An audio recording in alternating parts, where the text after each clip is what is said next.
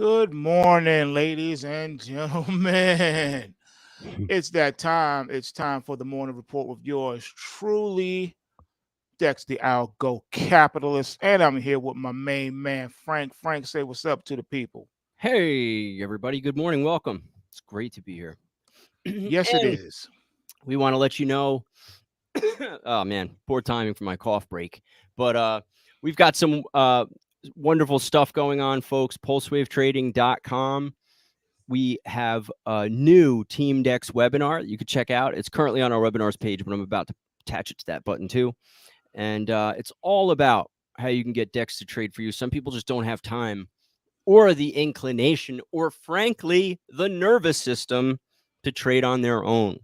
And so while they love the markets, they need somebody to help them out. So you can check that out, Team Dex. It's right. We have a link right here in the products drop down, and you can click that and learn all about how to qualify for this. It's easier than you think it is, and it's safer, and you have more control than you think you do. You say, I'm going to let some guy from the internet trade for me. Oh my goodness. No, it's not like that. It's very powerful. It's very secure, and people involved in it love it. And we think you will too. Do your own research and so on. And also, those of you who are members, don't forget to head over to your, that's not what I wanted to do. Head over to your private bullpen session right here. Previous sessions with cool little thumbnails.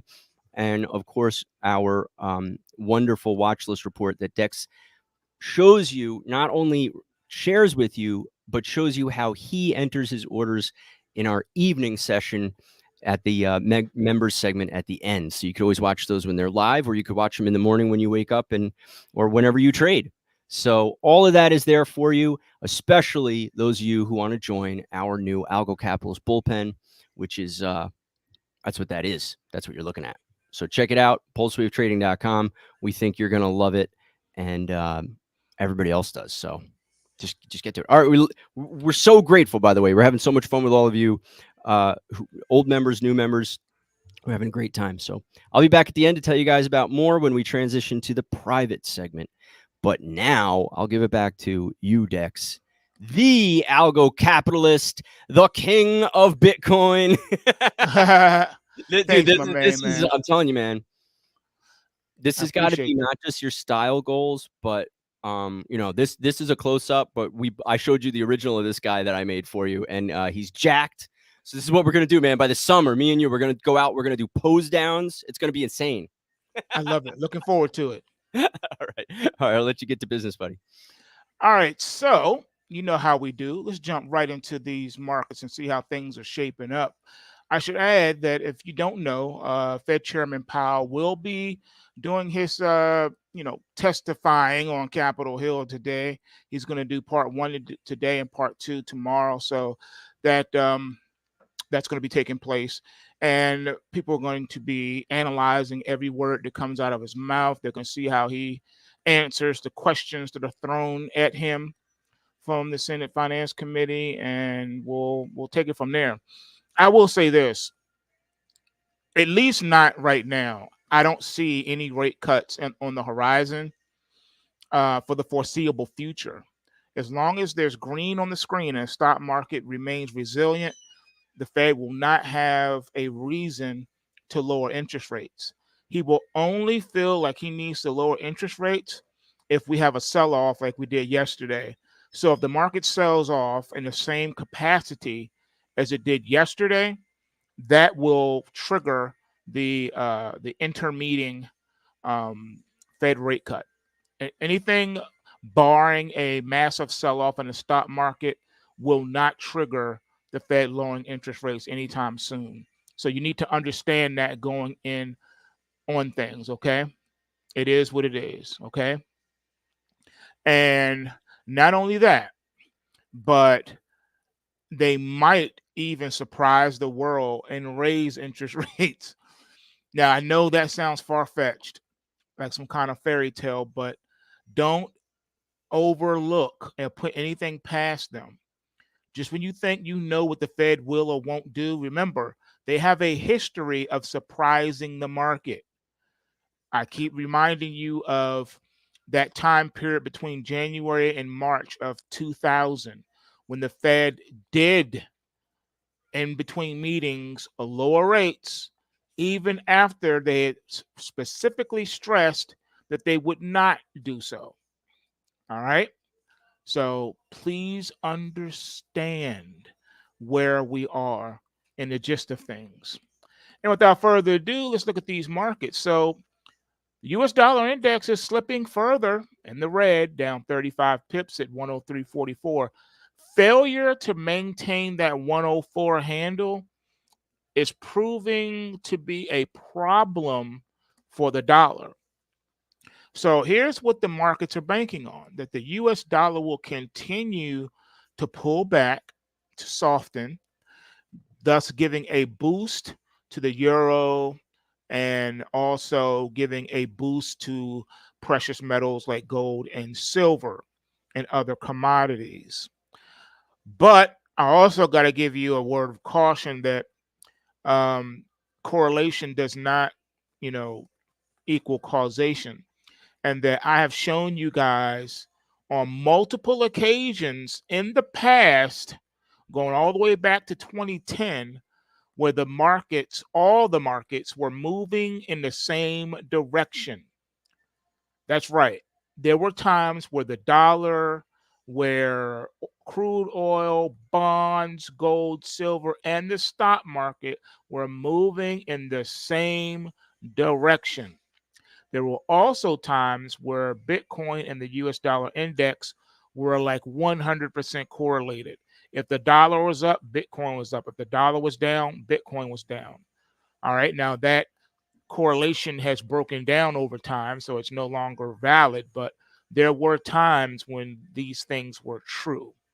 So I just want to remind you of this. And history does have a way of repeating itself. Some people say, "Oh, history doesn't repeat, but it does rhyme." No, it does. It does, and can often repeat. That's where you get the whole saying of deja vu. All right. So in the pound sterling, we are up 22 pips at 127.25. The Aussie is up 47 pips at 65.15. The Aussie has been struggling to determine where it wants to go. It's been stuck in its gear. Average price around 65, and it's really trying to determine, does it want to go up, does it want to go down. You would think it would be getting a little bit more of a bid, because right now gold is doing good, but you don't really see it translating to the Aussie. So there's some breakdown of correlation there as well. The Bitcoin futures are up $4,330 right now, trading at $66,755. And it did dip in the overnight session down to 63,345 after dropping to like 60,000 yesterday. So uh, volatility is really picking up in your Bitcoin futures. I mean, when you're looking at a 10,000 point trading range in one day, yeah, that's massive. Ethereum, not to be outdone, is up over 400 right now. It's up $402.50, trading at $3,832. Looking at oil, oil is now trading at $80 a barrel, up $1.83. We have nat gas at $1.95 unchanged. We have gold futures up $6.20, trading at $2,148.10 an ounce. Silver's up 30 cents, trading at $24.28 an ounce.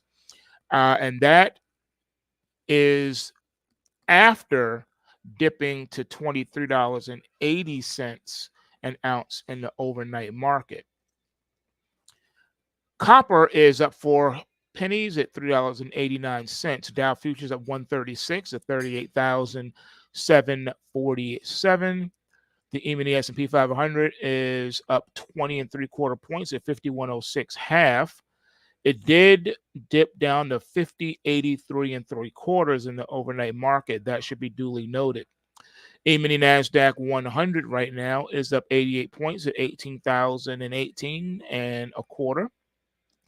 Russell My Hustle is up 7.2 points at 2062.50. Now, it should be noted that it did get down to 2052.20. And looking at all the indices, I would have to say that it came the closest to negative pulse waving this morning, dangerously close to negative pulse waving. It should also be noted that coming into today, for our subscribers to our A.T.A.C reports, you would have noticed that the S&P, the NASDAQ 100, and the Russell all had crash alerts, wherein the Dow did not have a crash alert. However, all four indices have negative trend momentum readings coming into the trading session today. And that too also should be duly noted. Looking at the grain market now, beans are down 4 cents, trading at $11.44 a bushel. Corn is up a quarter of a penny, trading at $4.26 a bushel.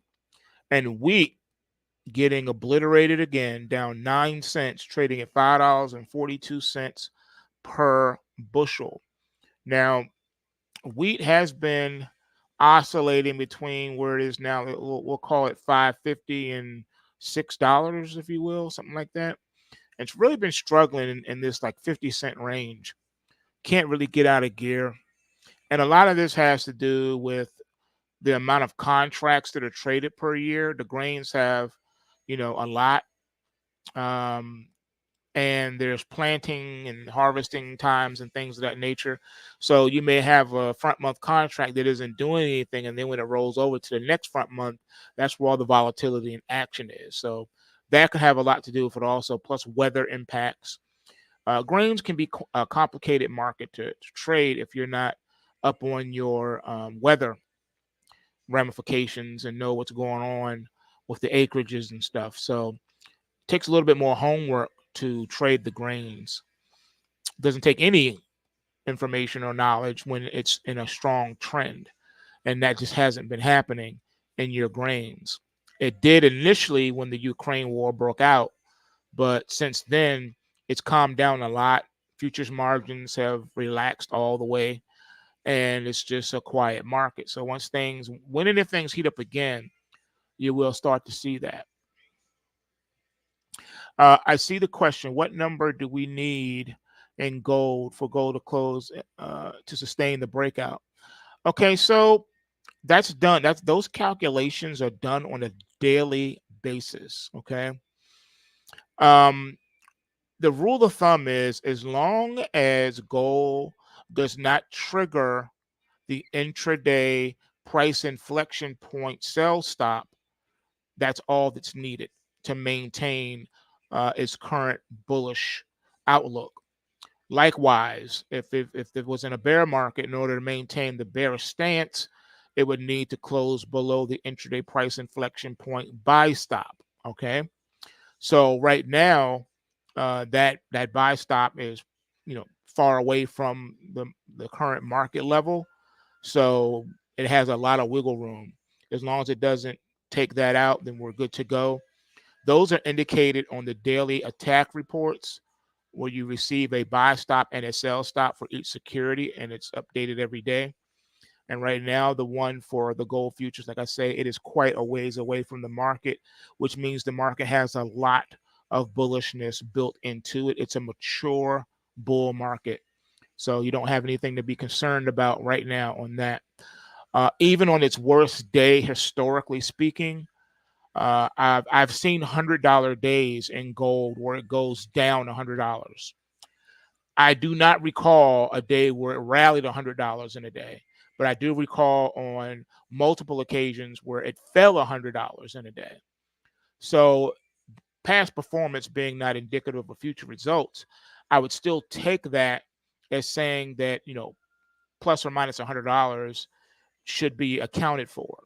So at current price level, right now the gold futures is at $2,148.30. So you take $100 from that, and that would put it at 2048, right?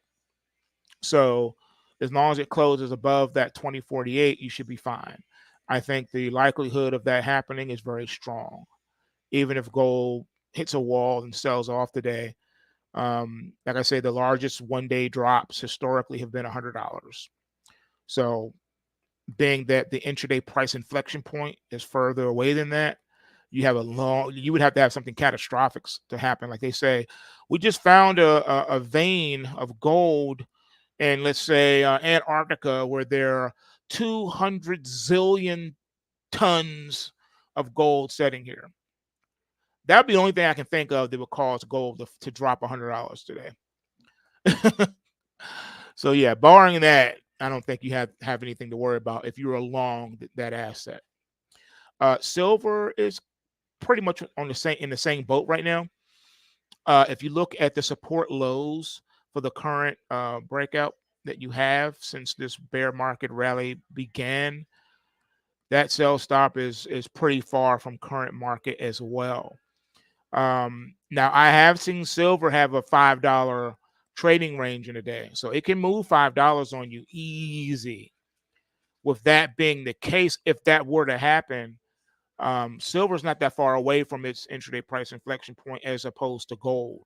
So if silver were to have a $5 decline today, it would trigger most definitely it would trigger the intraday price inflection point sell stop, thus putting an end to its current uptrend.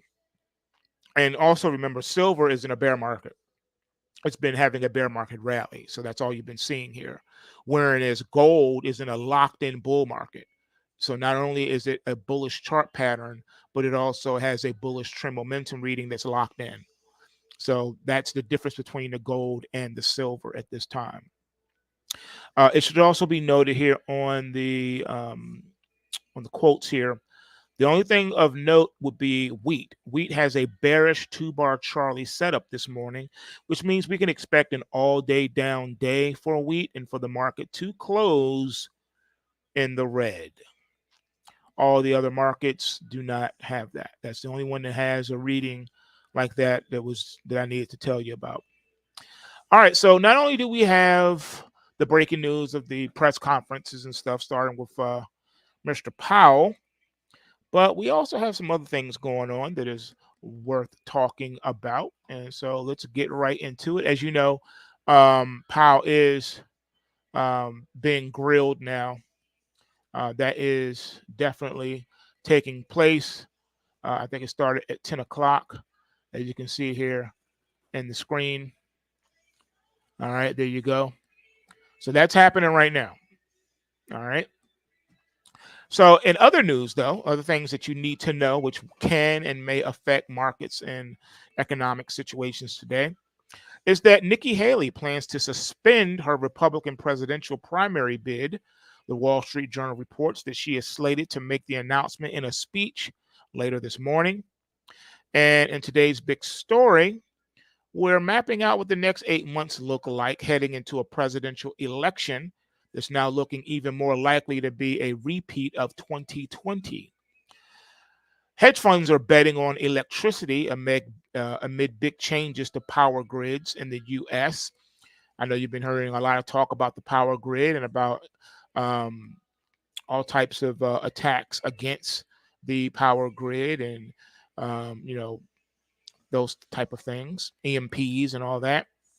Amazon has been waging a secret war on Android. And if you're a Disney shareholder, you might be able to cash in without selling your shares. And of course, the biggest story is the presidential rematch. So here we go again. Former President Donald Trump has all but secured a rematch with President Joe Biden in November's election after a dominating performance on Super Tuesday. Now, remember, they have tried everything in their power to make it so that he can't even be in the running.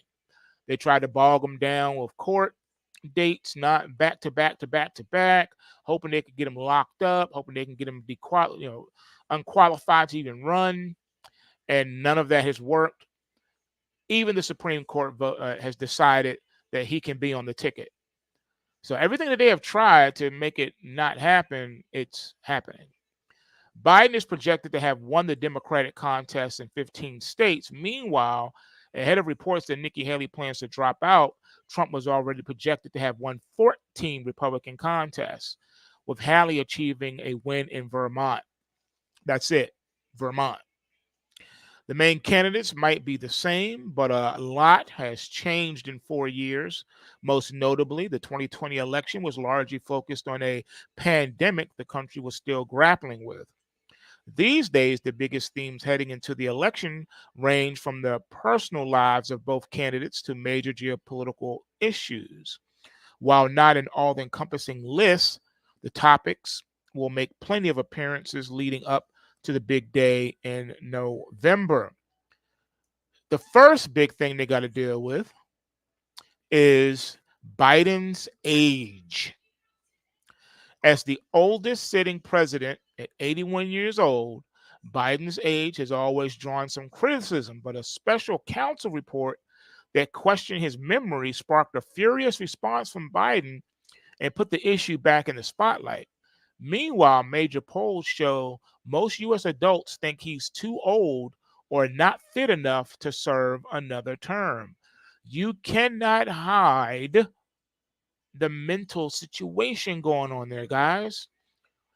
We're not stupid. We can see that there's some kind of dementia or Alzheimer's that is, showing up there. He's had too many moments where it was blaringly obvious. Okay. The other issues that people are going to be dealing with is Trump's legal woes. The former president has a list of state and federal investigations and lawsuits, all happening simultaneously.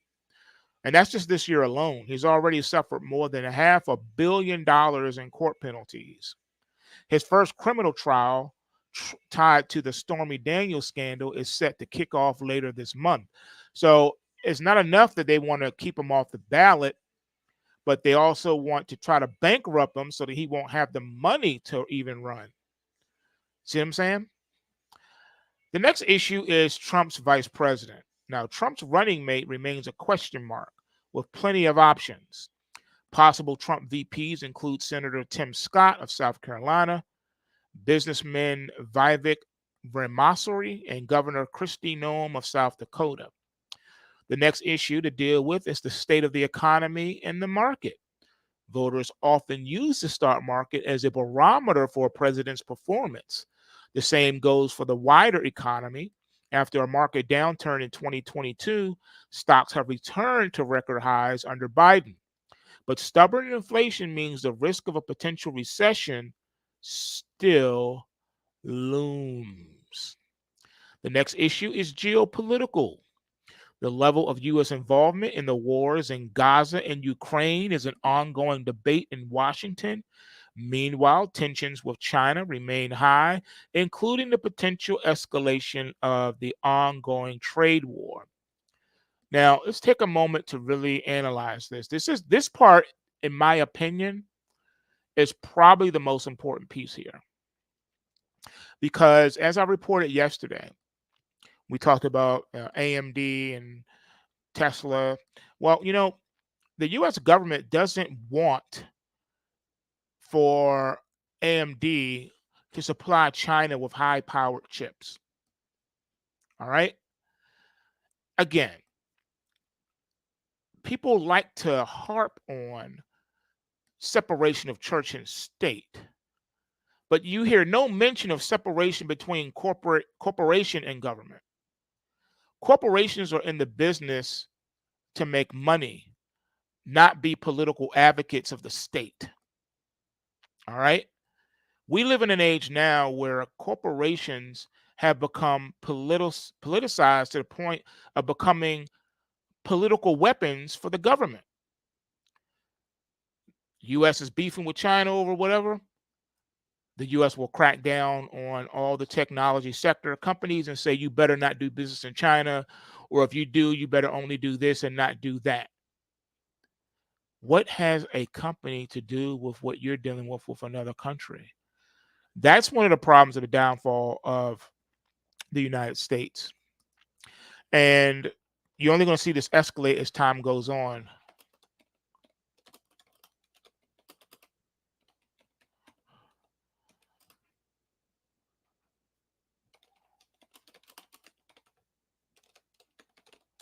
So Where do we go from here? Well, there's also the Taylor effect.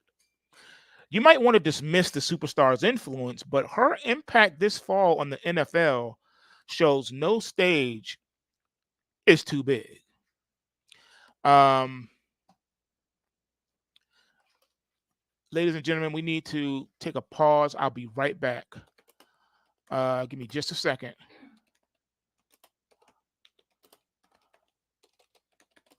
Is this my chance? I could tell all my jokes. Yes, go for it. I'll be right back. Okay, cool. So,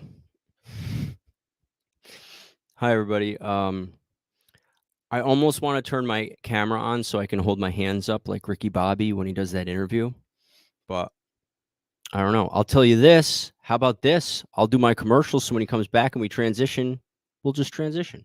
And not that kind of transition. We got requests.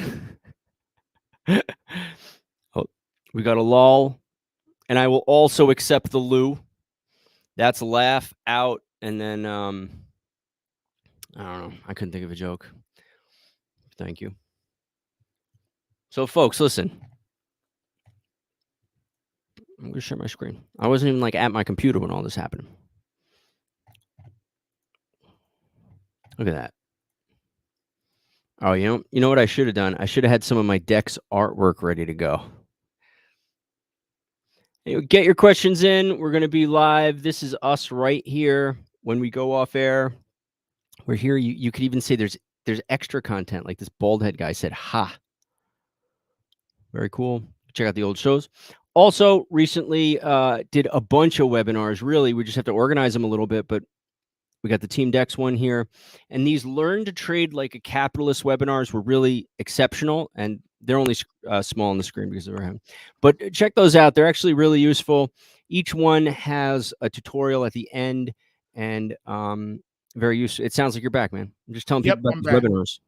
I am All right, back. cool. All right, back to Dex. Thanks, All right, folks. no problem. Thanks, man. That So was as that we was were my saying, worst vamping ever. yeah. So back to our news. So now the market for trading on power grid bottlenecks is surging.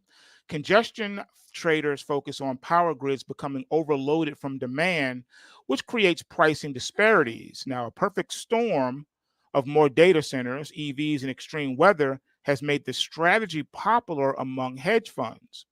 Now, again, we can't pretend like we don't see the U.S.'s infrastructure crumbling. Okay, old and outdated stuff, especially the power grid, ancient. All right, it needs to be shored up. And because there's no real commitment to do so, because the U.S. is busy sending billions and billions and billions of dollars overseas, they're neglecting the home front.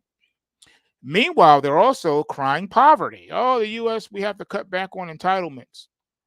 Yeah, well, when you're spending $1 trillion on your military every year, yeah, there's not enough money to go around now, is it?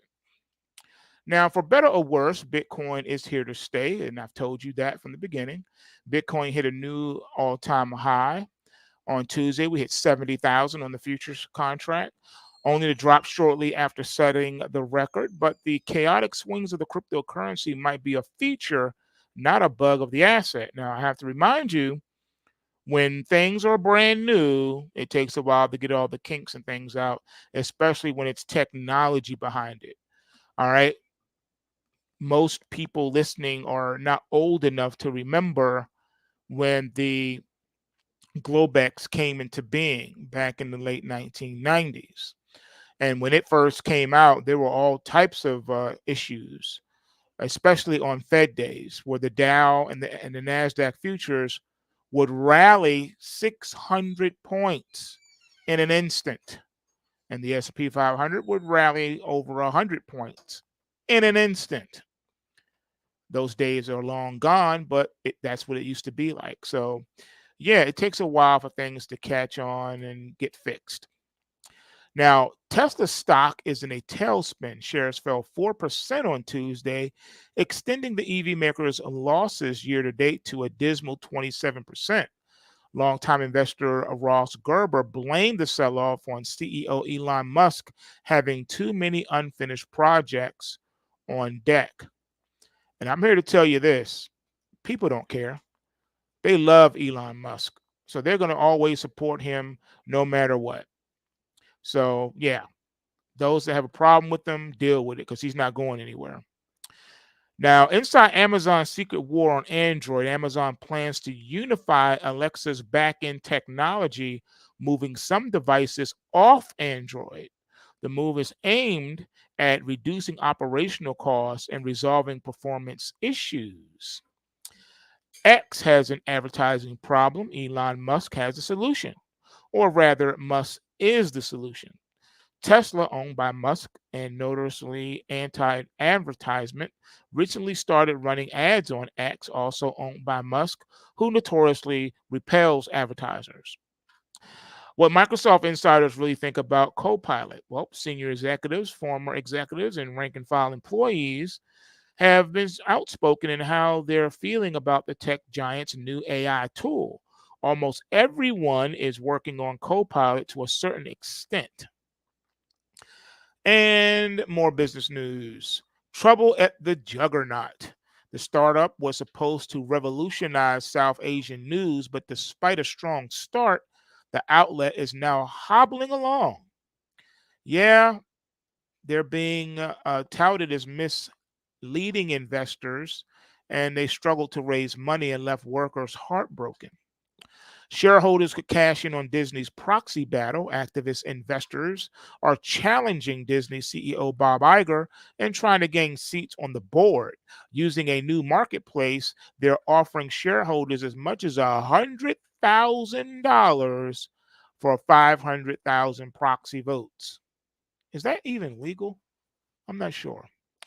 Apple can't afford to forget about the iPhone. China has started to sour on the tech giant's flagship product, with sales there tumbling 24% over the first 6 weeks of this year alone. It's a reminder that Apple can't put all its focus into the Vision Pro, with the world's most popular smartphone sorely in need of an upgrade. But how many upgrades is it going to get? What is this, like the version 500? I mean, they come out with a new iPhone every week. I mean, I don't know if I subscribe to that belief or not. In other news, former Nickelodeon star Drake Bell speaks out about being SA'd as a 15-year-old child actor. Trump met with Elon Musk for a potential campaign donation, the New York Times reports. Inside a prison healthcare company's ownership shell game. Get ready for the great Trump diaspora. Layoff angst looms over Meta employees as they face tough performance reviews and ongoing reorganization. And here's what it looks like when you hit the vape in an Apple Vision Pro. Who cares? Google can recover from the Gemini flop. Just look at Apple Maps. Sergey Brin once hosted a bizarre baby shower where big name guests they wore oversized diapers and onesies, according to a book. In today's earnings, we have the Campbell Soup Company, among others. And that's it, folks. That is our morning report. Hopefully, you were entertained. Are you not entertained? And remember, the system works I if was you in. work the system. Bulls make money, bears make money, and pigs get slaughtered. So remember to take what you can and give nothing back. And I'm going to hand it over to my man, Frank. Frank, take us home. Hey, yeah, we're here to take your questions for a few minutes. Get them in the comments for those who are live on our website. Where's that page? Anyway, you guys saw it enough. You know how to do. PulseWaveTrading.com will be in there. The chat stays open for 10 minutes after the broadcast, but also we leave that segment open and we'll take your questions live. So head over there, pulsewavetrading.com, and then just click on Watch Now or the dashboard. You'll find us really easily. All right, thanks, folks. We're going to say goodbye to Rumble. Actually, let's say goodbye to Facebook first. Might as well, we'll reward Rumble for not being scary and censoring. So bye, Facebook.